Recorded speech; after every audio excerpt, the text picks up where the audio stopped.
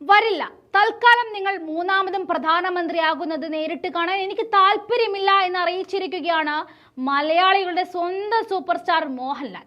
എന്നും BJPയോട് മുഖം തിരിച്ച മലയാളികൾക്ക് മോദിയോട് പറയാനുള്ള മറുപടി അതേപോലെ അതേ നാണയത്തിൽ മലയാളികളുടെ സ്വകാര്യ അഹങ്കാരമായി കൊണ്ട് നടക്കുന്ന മോഹൻലാൽ അറിയിച്ചിരിക്കുകയാണ്.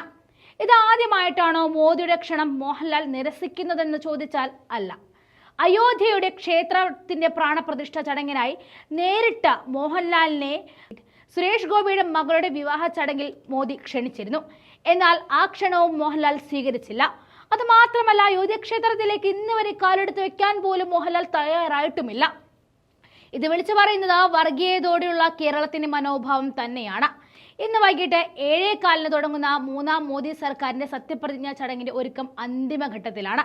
ചടങ്ങിൽ പങ്കെടുക്കാനായി ബംഗ്ലാദേശ് പ്രധാനമന്ത്രി ഷെയ്ഖ് ഹസീന, സ്പെഷ്യൽ ഉപരാഷ്ട്രപതി അഹമ്മദ് അഫീഫ് എന്നിവർ ഡൽഹിയിൽ എത്തിച്ചേർന്നിട്ടുണ്ട്. സിനിമാ താരങ്ങളടക്കം ചടങ്ങിൽ പങ്കെടുക്കും. നരേന്ദ്രമോദിക്കൊപ്പം 30ഓളം മന്ത്രിമാരും സത്യപ്രതിജ്ഞ ചെയ്തേക്കും. 78 മുതൽ 81 വരെ അംഗങ്ങളുള്ള മന്ത്രിസഭയായിരിക്കും അധികാരമേൽക്കുകയെന്നും സൂചനയുണ്ട്. ആഭ്യന്തരം, പ്രതിരോധം, ധനം, വിദേശം അടക്കമുള്ള പ്രധാന വകുപ്പുകൾ മന്ത്രിമാർ ഇന്ന് സത്യപ്രതിജ്ഞ ചെയ്യും. ഈ പ്രധാന വകുപ്പുകൾ BJP കക്ഷികൾക്ക് നൽകിയേക്കില്ല. സിനിമാ രാഷ്ട്രീയ താരങ്ങളോട് സമ്പന്നമാക്കപ്പെടുന്ന സത്യപ്രതിജ്ഞാ ചടങ്ങിൽ എത്താൻ കഴിയില്ല എന്ന് മോഹൻലാൽ അറിയിക്കുമ്പോൾ നരേന്ദ്രമോദിയെ സംബന്ധിച്ചിടത്തോളം കേരളത്തിനൊരു മനോഭാവം തന്നെ തെളിഞ്ഞു കാണും. മലയാളികളുടെ വികാരമാണ് മോഹൻലാൽ, മലയാളികൾ ഉയർത്തിക്കൊണ്ടുവന്ന നടൻ. അതുകൊണ്ട് തന്നെ ഒരിക്കലും അയാൾ കേരളത്തിന്റെ ഹൃദയത്തെ മുറിവേൽപ്പിച്ചുകൊണ്ട് ആ ചടങ്ങിൽ പങ്കെടുക്കില്ല എന്നും മലയാളികൾക്കും ഉറപ്പുണ്ട്.